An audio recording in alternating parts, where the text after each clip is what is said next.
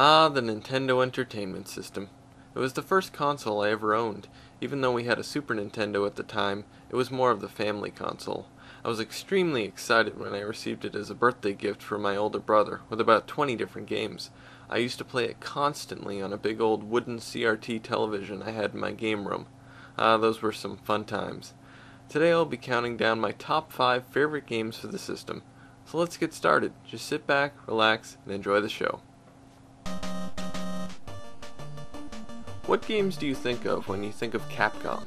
Street Fighter, Mega Man, or maybe Resident Evil?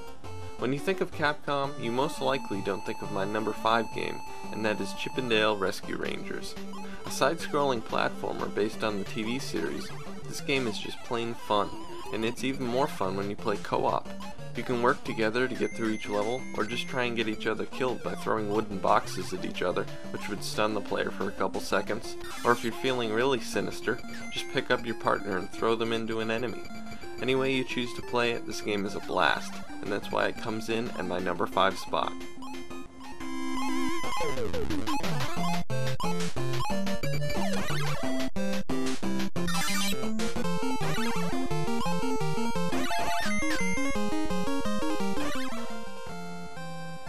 Leveling up, XP, HP, MP, fight, run, spell, item.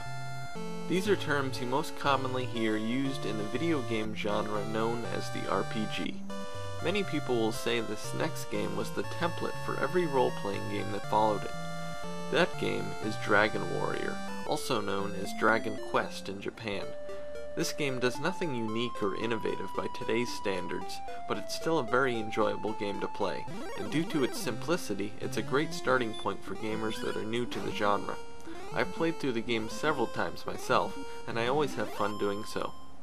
There isn't really a whole lot to say about the game. You play as the warrior, you kill the enemies, you gain experience, and eventually you defeat the Dragon Lord. Pretty standard stuff.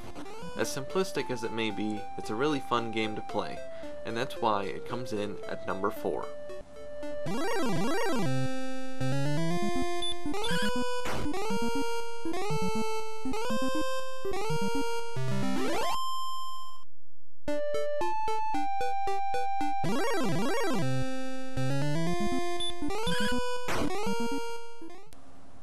Up, up, down, down, left, right, BA, start. If you recognize that series of button presses, then you'll most likely know what this next game is. That's right, it's Contra, a fast-paced run-and-gun shooter developed by Konami. I really have no clue what the actual plot of the game is, but I believe it goes something like this. Aliens have invaded Earth. Kill them. Yep, that's about it. You have the ability to kill those aliens in a variety of ways with the various weapons scattered throughout each level. My favorite, and I'm sure most of you would agree with me, is the spread shot, which shoots a barrage of bullets in whatever direction you point it in. This is extremely handy as there will be enemies coming from every direction. Contra isn't the hardest game on the NES, but is far from a walk in the park. You'll need a lot of practice, and I mean a lot of practice, to get through this game without using the cheat code which I mentioned earlier. That code will give you 30 lives versus the 3 that you get by default. You'll get 30 lives apiece if you play with a friend in co-op mode. To sum up, killing aliens is fun, and that's why Contra gets my number 3 spot.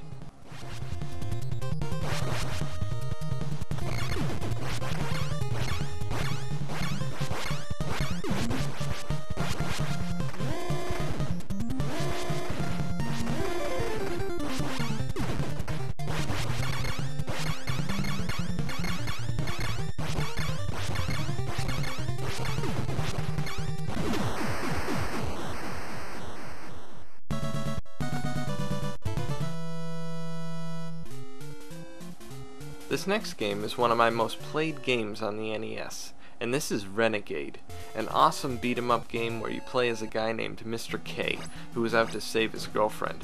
Very original concept, huh? The object of the game is real simple.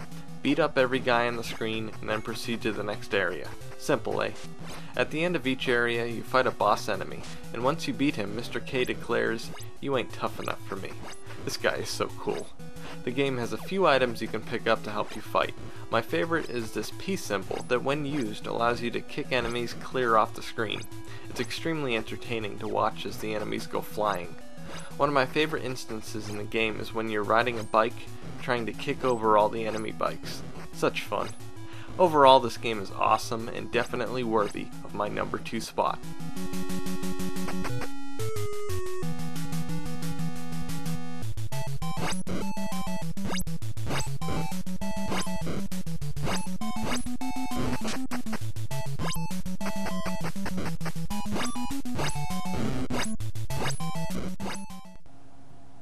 And now, on to my number 1 pick. A game that can be truly aggravating at times, but still manages to be so much fun. And that game is Ninja Gaiden. I remember leaving my NES on for days just trying to beat this game. It can be extremely frustrating at times, but oh so satisfying to finally beat a level. Ninja Gaiden is all about fast-paced, constant action. Enemies are always coming at you from every direction. It truly requires ninja-like reflexes to conquer this game. I never did beat the game, but I came ever so close. I made it all the way to the final boss, but unfortunately, I was unable to beat him.